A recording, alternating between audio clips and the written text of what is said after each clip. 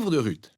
C'est une brillante œuvre d'art théologique qui nous amène à méditer sur l'implication de Dieu autant dans les moments de joie que dans les épreuves que nous connaissons au quotidien. Le livre compte trois personnages principaux. Naomi, la veuve, Ruth, la Moabite, et Boaz, le fermier israélite. Et leur histoire est racontée en 4 chapitres magnifiquement conçus. Voyons donc plus en détail le déroulement des événements. Le chapitre 1 commence par la phrase suivante, à l'époque où les juges gouvernaient. Ce qui nous rappelle les jours particulièrement difficiles et sombres du livre des juges.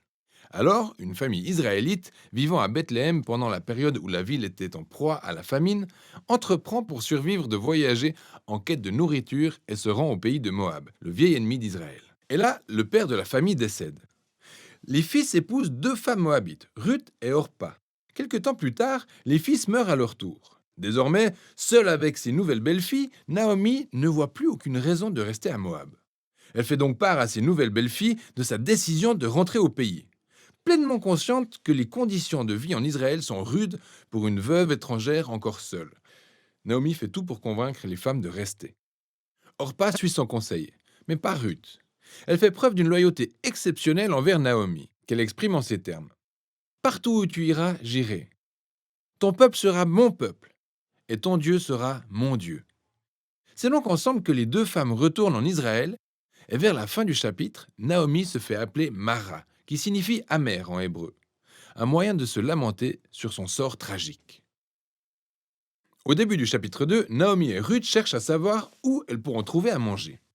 Et il se trouve heureusement que c'est le début de la moisson d'orge.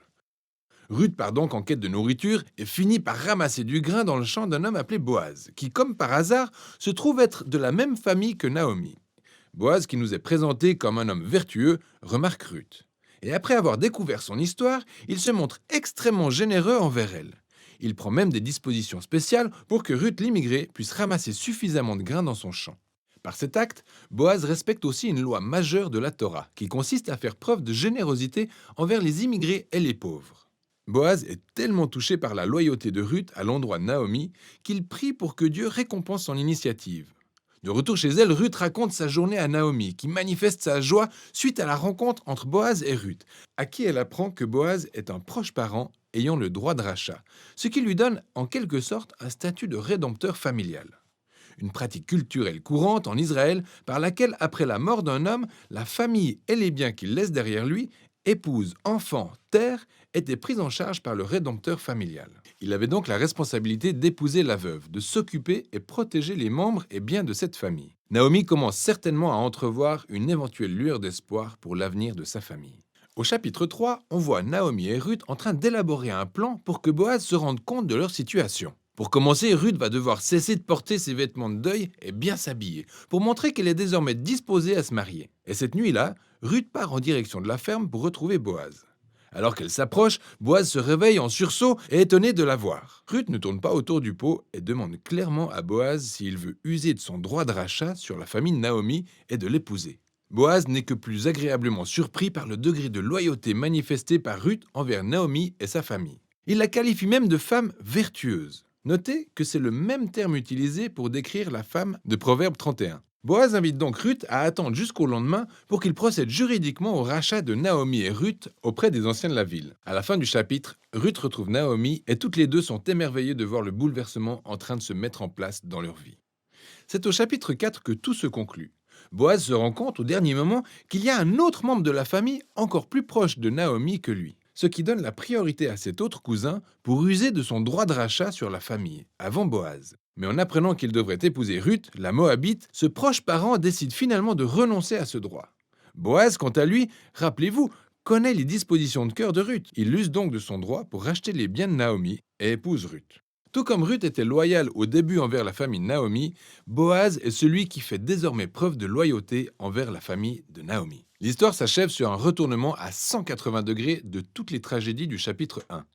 Ainsi, la succession de décès du début est inversée alors que Ruth se remarie et donne naissance à un nouveau fils, source de joie pour Naomi. Cette symétrie entre le début et la fin est d'autant plus remarquable qu'elle se voit aussi dans les détails. Pour rappel, la tragédie d'ouverture a été suivie par un acte de loyauté fort de la part de Ruth, qui trouve maintenant son équivalent avec l'acte de loyauté de Boaz, qui se solde par la restauration totale de la famille. Cette symétrie met également en évidence la structure interne des chapitres. Chaque chapitre commence avec Naomi et Ruth en train d'élaborer un plan pour leur avenir. S'ensuit une rencontre providentielle entre Ruth et Boaz, et chaque chapitre se termine par Naomi et Ruth se réjouissant de la tournure des événements. Cette histoire est magnifiquement conçue et la qualité de sa conception se trouve liée à un fait particulièrement surprenant de l'histoire. Dieu y est à peine mentionné.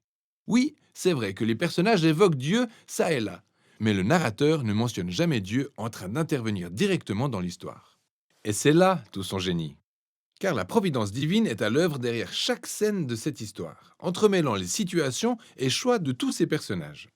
Dans la tragédie qu'elle traversait, Naomi a fini par penser que Dieu la punissait, alors qu'en réalité, toute cette histoire faisait partie du plan de Dieu pour restaurer Naomi et sa famille. Et il le fait en se servant de Ruth, par sa prise d'initiative et sa loyauté, favorisant la réparation dans la vie de Naomi. Le tout se joue avec la déterminante contribution de Boaz, ce fermier avisé, incarnant la loyauté et une grande générosité. Ainsi Dieu combine l'intégrité de Boaz avec l'audace de Ruth pour sauver Naomi et sa famille. Cette histoire est une brillante illustration montrant les interactions croisées entre les plans et la volonté de Dieu d'une part, avec la volonté et les choix humains d'autre part. Dieu se sert de l'obéissance fidèle de son peuple pour accomplir son plan de rédemption pour le monde. Ce qui nous conduit à l'épilogue véritable de l'histoire. Le livre de Ruth s'achève sur une généalogie montrant que le fils de Boaz et de Ruth, Obed, est le grand-père du roi David, dont la lignée engendrera le Messie. Alors les événements d'apparence ordinaire de cette histoire se révèlent au final être des étapes clés d'une histoire bien plus grande, celle du plan de Dieu pour le salut du monde. En conclusion, le livre de Ruth nous fait réfléchir à la manière dont Dieu peut œuvrer dans les détails les plus ordinaires et insignifiants de nos vies. Et voilà ce dont il est question dans le livre de Ruth.